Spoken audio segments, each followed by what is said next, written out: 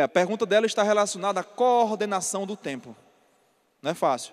Você tem 45 questões de linguagens e códigos, 45 de matemática, mais a redação.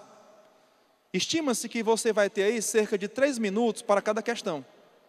Então, uma sugestão que eu dou a vocês é: comecem pela redação, tá?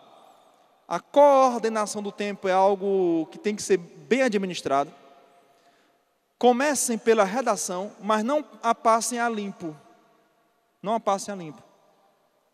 Eu não sei se você já fez um poema e achou o máximo, achou legal, guardou, depois o encontrou e disse: eu não fui eu que fiz isso aqui não.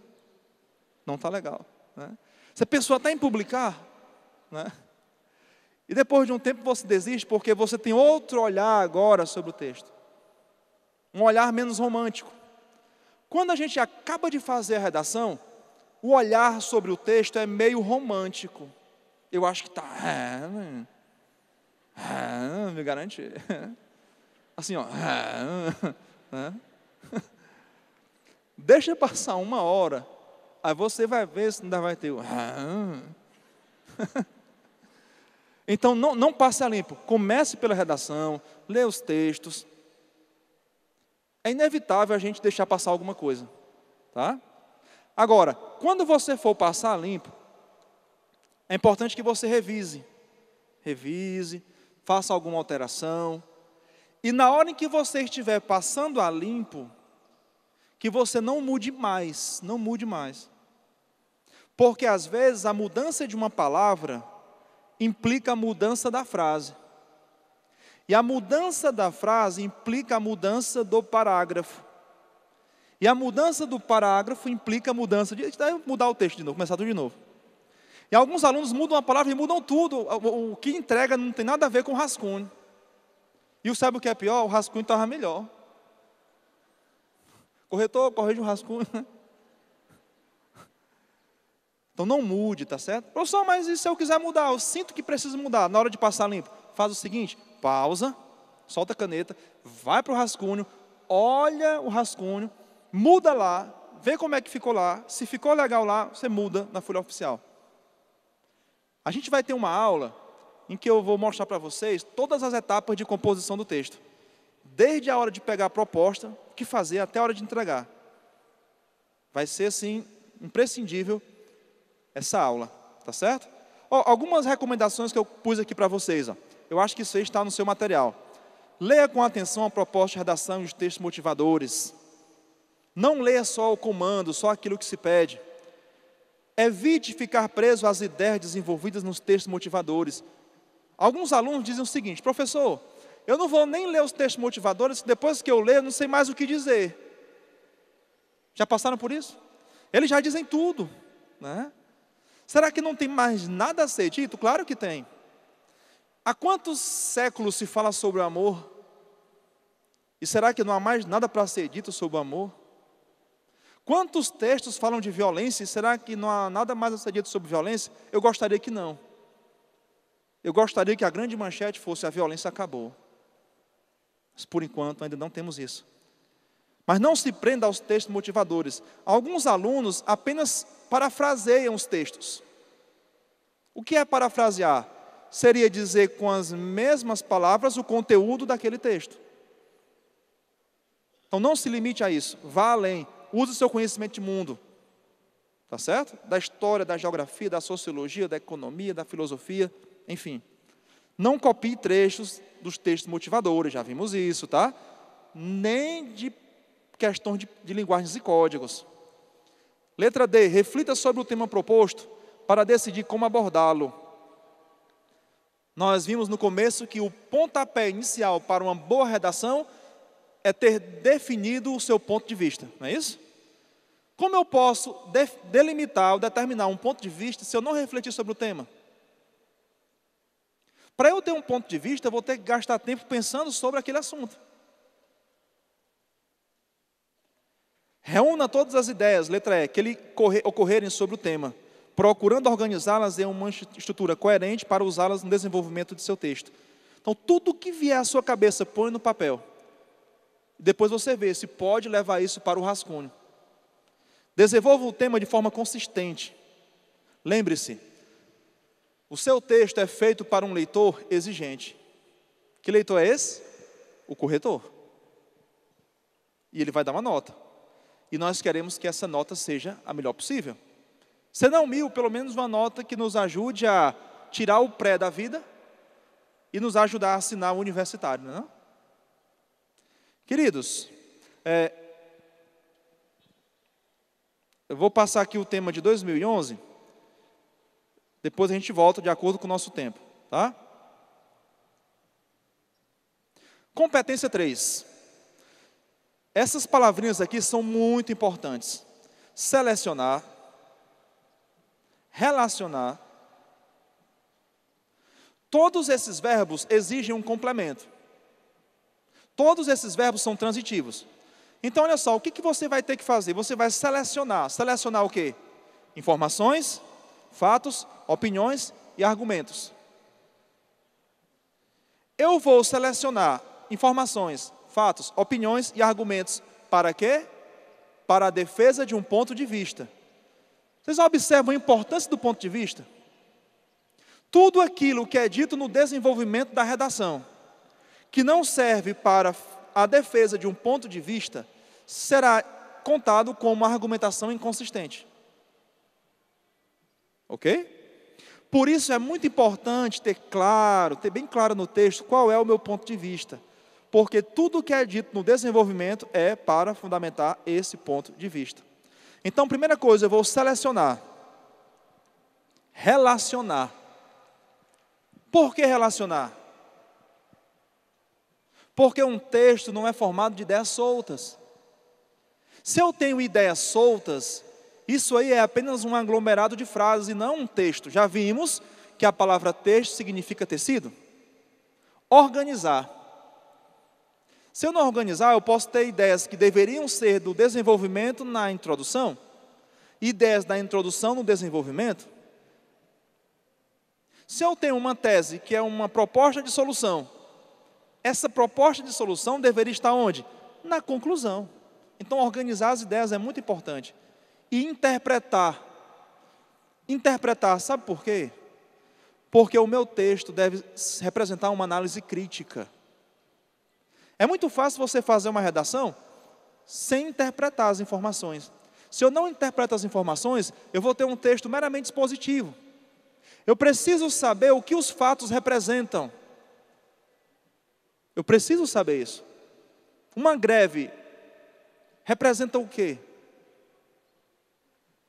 A educação no Brasil representa o quê? Não ter sido prioridade por séculos representa o quê? Então, mais do que informar, eu preciso interpretar para tratar o tema de acordo com o senso crítico. Tá? Então, aí embaixo nós lemos o seguinte, ó, competência 3.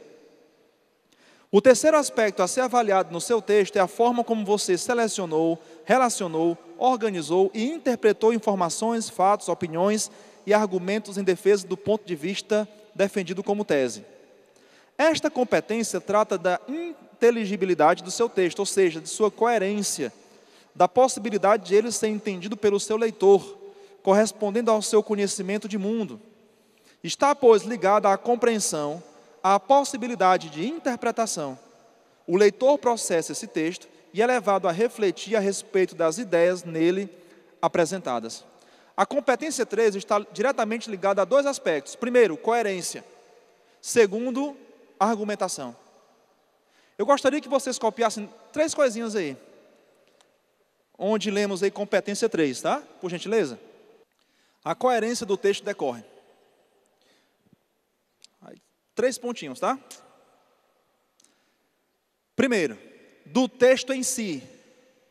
Do texto em si. Ou seja, uma coerência interna.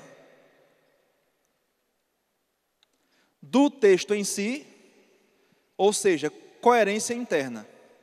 Vamos entender neste momento, coerência como ausência de contradição? A coerência pode ser interpretada de diversas formas, tá? Mas neste momento, agora, a gente vai entender a coerência como ausência de contradição. Então, o primeiro aspecto da coerência que nos interessa aqui é a coerência interna, ou seja, não pode haver contradição nas minhas ideias. Eu já peguei uma redação de aluno em que ele dizia o seguinte, na introdução ele dizia que a globalização era um fato contra o qual nada era possível fazer. E lá na proposta de intervenção, ele dizia que os países de terceiro mundo deveriam unir-se para combater a globalização. É coerente isso? Você está se anulando. Queridos, antes de finalizar o texto, você deve reler o seu texto. Porque todo bom escritor é leitor de si mesmo. Antes que o corretor julgue as suas ideias, é importante que você faça isso antes dele, né? Segundo aspecto de coerência que eu gostaria que vocês marcassem aí. Do texto com a realidade. Primeiro aspecto é do texto em si. Segundo aspecto é do texto com a realidade. Ou seja, coerência externa. Coerência externa.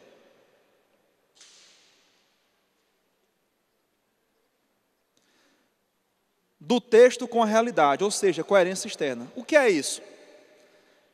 Aquilo que você diz em uma redação deve ser real, fora da redação. Se eu digo que o Brasil é ordeiro e pacífico, isso é verdade? Que o Brasil não tem violência, não tem desigualdade social, o IDH é elevado, isso é verdade. Não é o Canadá, não. Noruega, Finlândia. Uma vez eu peguei um texto narrativo, eu achei muito engraçado. A aluna dizia o seguinte, que alguém vinha para o Brasil, vinha da Itália para o Brasil, fazer turismo. E aí, essa pessoa tinha medo de avião e veio de trem. Existe um transatlântico, existe? Claro que não, né? Algumas situações dessas acontecem todos os dias em prova. Prova de colégio, primeiro e segundo ano. O aluno põe na prova de ciência, por exemplo, que o coração é o único órgão que não deixa de funcionar 24 horas por dia. O rim para, né? O pulmão para, o cérebro já parou faz tempo, né? Mas o coração não é direto, por isso que infarta, né? Isso aí não tem coerência com a realidade. Alguém falou também na prova de ciência que as plantas distinguem-se dos animais por só respirarem à noite.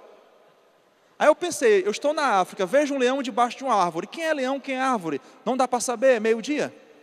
Tem que esperar chegar à noite. À noite, quem estiver respirando é árvore, né?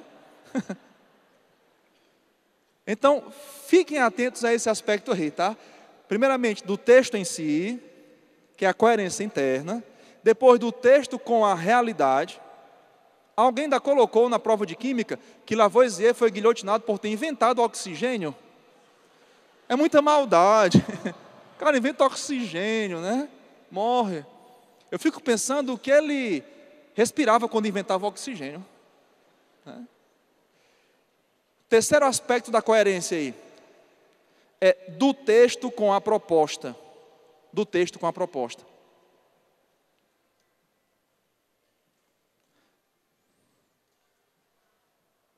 Do texto com a proposta.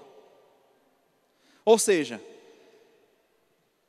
se você fez um belíssimo texto, uma belíssima redação, mas não era o que foi pedido, não vale. Você pediu uma pizza de atum, veio de carne de sol, mas é a melhor pizza de carne de sol do mundo. Aí você pediu pizza de quê? De atum. Então fiquem atentos àquilo que foi pedido. Acrescente só mais uma coisinha aí ao que você está escrevendo, fatores de coerência. Você escreveu agora o seguinte, a coerência decorre. Agora, fatores de coerência. Eu vou dizer só algumas palavras.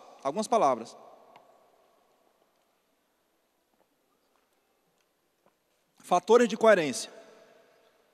Primeiro, fatores linguísticos. Relativos a aspectos gramaticais. Se eu digo assim, ó, o time jogou bem, mas venceu. Está coerente isso? O time jogou bem, mas venceu, é? Mas venceu, é? Não, mas venceu, é?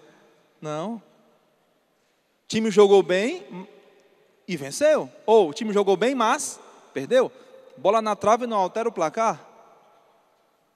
Então, fatores linguísticos. Outro aspecto aí, fatores discursivos. Fatores discursivos, entre parênteses, ideias. Tem a ver com ideias. Essas ideias, que são fatores discursivos, devem ser completas. Não posso ter no texto ideias vagas. Ideias vagas impedem o meu texto de ter coerência. Essas ideias devem estar em sequência. Essas ideias devem ser consistentes. Aspectos discursivos. Outro aspecto aí, cognitivo. Ou fatores cognitivos. Fatores cognitivos. A palavra cognitivo vem do latim cognoscere, que significa conhecer, conhecimento. Se eu não domino o tema sobre o qual eu escrevo, possivelmente eu possa cometer equívocos. Daí a importância da leitura. Eu pediria a vocês que a partir de hoje comecem a ler muito. Ler sobre temas sociais e temas políticos, principalmente. Uma vez que temas polêmicos não serão cobrados. Leiam, porque a falta de conhecimento pode me levar a cometer incoerência. Teve uma prova da UVA em Sobral há alguns dias, falava sobre homossexualidade, a importância da homossexualidade nas sociedades. Aí alguém colocou que Da Vinci era homossexual, e me perguntou, pessoal, Da Vinci era homossexual? Eu disse, não sei não. Como eu vou saber? Então, se eu não sei algo, eu não vou dizer. Aspectos cognitivos. Outro aspecto, aspectos culturais. Tá? Fatores de coerência. Culturais.